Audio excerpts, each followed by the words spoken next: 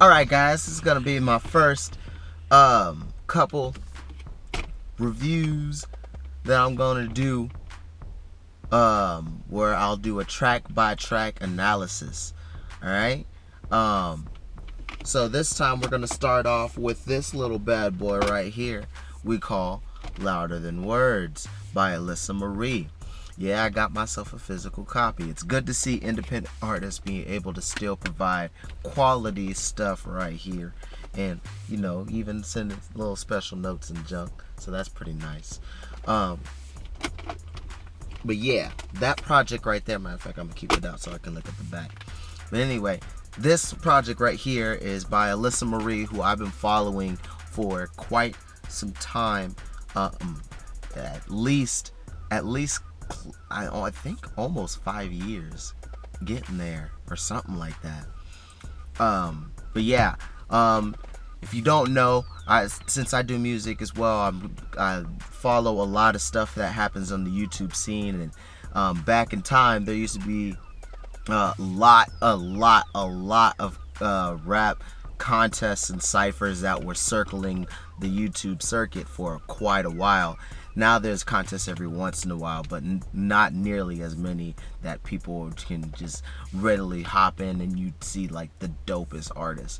I mean, there's still a few, like I said, but back then is when I found out about Alyssa Marie, because she was in the contest that I also joined into. Well, a cipher that I joined into.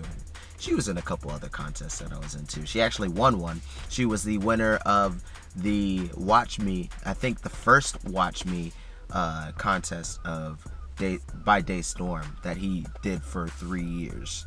But yeah, so anyway, she is someone that I gravitated towards because she had this impeccable flow and incredible punchlines, as well as delivering it in a very sophisticated manner, one that's very well versed in the craft of hip hop, because she is very keen towards like that classic boom bap 90s hip hop. So you know, maybe like derivative of maybe like Nas and like Atmosphere, and maybe like a little bit of Eminem in there, with some of the flows she uses, but very much versed in that classic hip hop sound, and that is something that I loved. I've never, like, she's one of those female artists that I can't just pigeonhole to the name of FemC. She really is an MC regardless of her gender. And with this brand new project, it's very, very, very evident. I mean, the very first project that I got from her was Heartbeat, which featured a couple songs that I really, really dug, a couple other ones that I felt like the production needed to match her, and that's been some of the things that have been holding me back from like really pushing her name out. And the second project, No Parades On, Easy Street, is the second project that I got from her, that also was really good. A lot even cleaner flows, some more really great songwriting put together, and the production was getting better as well, and I dug it. But right here, this EP right here, the 7-track EP, it was the icing on the cake. Seriously, like, it's completely produced by and mixed and mastered by the Dope Boys. And if you guys don't know, they're pretty amazing producers. And having her work with, you know, one set of producers and stuff was, I think, a really good move. You could really hone in on that sound and make it pop.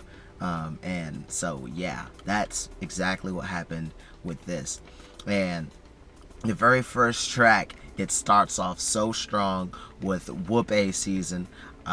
You know, I don't curse, so you know, this right here.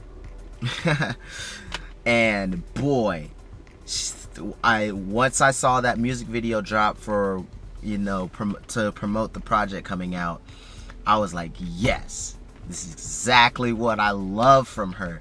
The witty punchlines, the message, because, you know, she's a fan of hip hop in general, but she also realizes some of the whackness that's going on in here, where people just aren't living up to, you know, what hip hop used to be. And so she kind of calls him out in it, and she's like, do I have to be one of those rappers and talking about all these whack people just to get the attention that I know I deserve? And yeah, she goes in, and even in like the second verse, she gets even a little speedy, like cause it's just an upbeat, like head knot type of joint. It hits hard, and yeah, and the sing-songy chorus was perfect. Then Sky is the Limit. So after getting that hype, and then it just like opens up. It's like, whoa, all right, now we in the vibe, and basically it kind of sets where she's at in life, and where she's willing to try and take it, because she's gone through some struggles in life, and dealing with people passing and friendships coming and going, and where she wants to take her career, and it's a really smooth track that continues to keep the head nod going, and it's another just fantastic piece of art. Next is Think About That, which is another good track to kind of vibe out to, but you could definitely tell she's talking to a specific person on this one, and how they're basically being taken advantage of.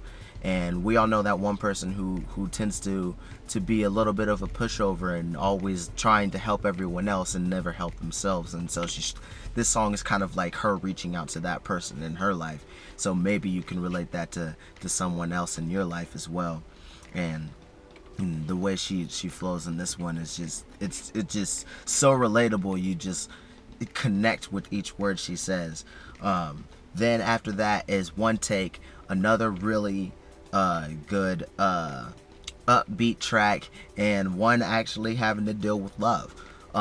She's had a pretty long-lasting relationship that I've noticed with another artist that's in her area, and this is basically kind of dedicated to that relationship and how they're basically like one take, and the whole metaphor is about music, and which is perfect since they're both artists, they're both rappers, and the chorus features Christina Kentijian. I don't know how to pronounce her name, to be honest, so sorry if I messed it up, but it's a very, very beautiful voice, very wonderfully sung chorus, which makes it even more readily available to play like on a radio station, really.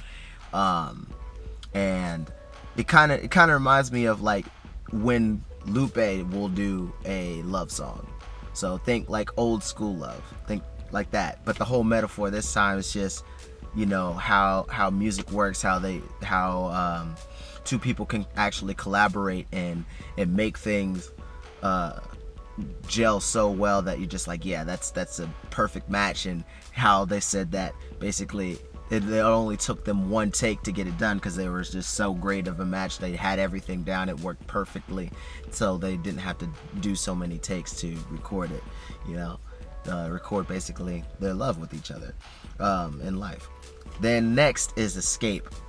Escape seems to deal with like different habits, primarily probably like substance abuse, whether it be maybe cigarettes, other types of drugs, drinking maybe, and it kind of wraps from the point of view of those substances, saying like, you know, I'm gonna be your source of escape, you know, you need me, just give in, and so you can be free from all the the troubles that you're having in life and things like that. And it's a really well done track right there, running with that metaphor as well. Then another one of my favorite tracks on here is Don't Quit. The way it's written is poetry mastered, like, to be completely honest. It's another kind of upbeat track, mid-tempo really, but another headbanger. Like, you could really like vibe with the whole thing straight through. But this is another one that I really like, the way the production is done. And also the writing aspect on this is like basically written about your goals in life, and how it, you know, you struggle, and how people can try and bring you down, and also the people who try to help you up. So that's why the don't in Don't Quit is in parentheses. So the first verse is comes from the point of view of all the haters who try to drag you down and discourage you, and saying, why are you doing this? And even if it may be yourself telling you, you know, you've been trying to do this for so long, it's not working out, you should probably just quit. So the way the chorus comes up, you notice there's like breaks in between what she's saying. It's just like, quit, give up, it's over, you've